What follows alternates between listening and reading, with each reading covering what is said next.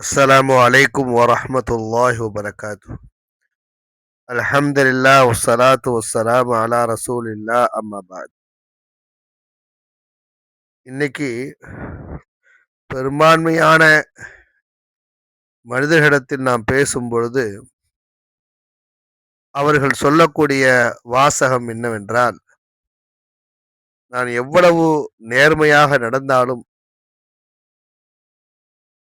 நல்ல பண்புகளை வெளிப்படுத்தினாலும் என்னை மக்கள் நம்ப மறுக்கிறார்கள். என்னை பற்றி மோசமாகவே பிறர் நினைக்கிறார்கள். நான் உண்மையாக நேசித்த அந்த நண்பர்கள் கூட என்னை ஏமாற்றி விடுகிறார்கள். நான் பல நபர்களுக்கு பல நேரத்தில் கை கொடுத்து உதவினேன். ஆனால் அவர்கள் முதுகுக்கு பின்னால் என்னை குத்தி விட்டார்கள்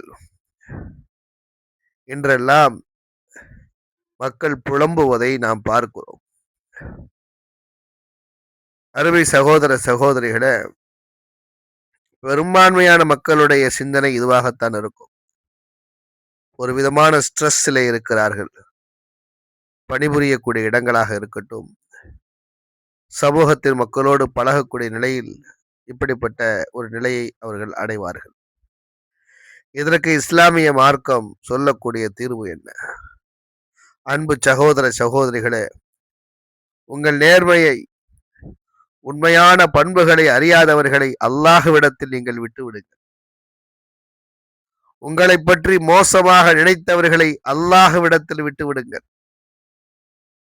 நீங்கள் உண்மையாக நேசித்து உங்களை ஏமாற்றியவர்களை அல்லாஹ்விடத்தில் விட்டுவிடுங்கள்.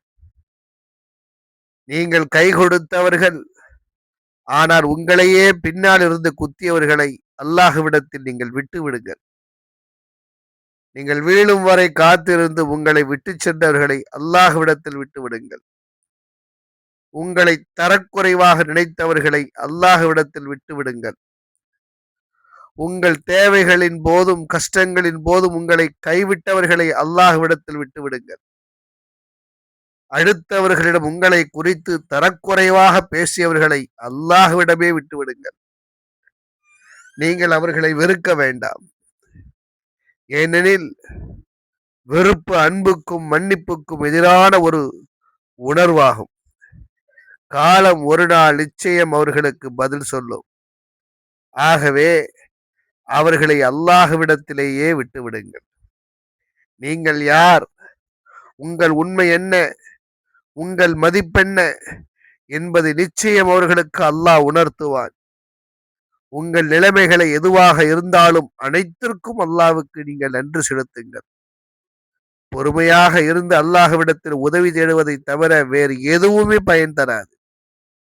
துன்பத்திற்கு பிறகு விடிவு இருக்கத்தான் செய்கிறது. அல்லாஹ் சொல்லுகிறானே, فَإِنَّ مَعَ الْعُسْرِ يُسْرًا فَإِنَّ مَعَ الْعُسْرِ يُسْرًا நிச்சயமாக சிரமத்துடன் சௌகரியம் இருக்கிறது. ஆக அன்பு சகோதரர்களை, எந்த நிலையிலேயும் அல்லாஹ்வுக்கு நன்றி செலுத்த நீங்கள் தவற வேண்டாம். இதுதான் ஒரு உண்மையான வழிகாட்டுதல். இந்த நிலையில் நாம் உறுதியாக இருப்போம். பிற மனிதர்களை பற்றி எந்த சிந்தனையும் வேண்டாம். அல்லாஹ்வை சந்தோஷப்படுத்துவதை மட்டுமே குறிக்கோளாக நாம் செயல்பட்டு அல்லாஹ்வை சந்தோஷப்படுத்துவோம். அவனை துதிபாடுவோம். அவன் நம்முடைய எல்லா காரியங்களையும் லேசாக்கி தருவான். அல்லாஹ் அப்படி தருவானாக. வாஹிர் தாவானா அல்ஹம்துலில்லாஹி ரப்பில் ஆலமீன்.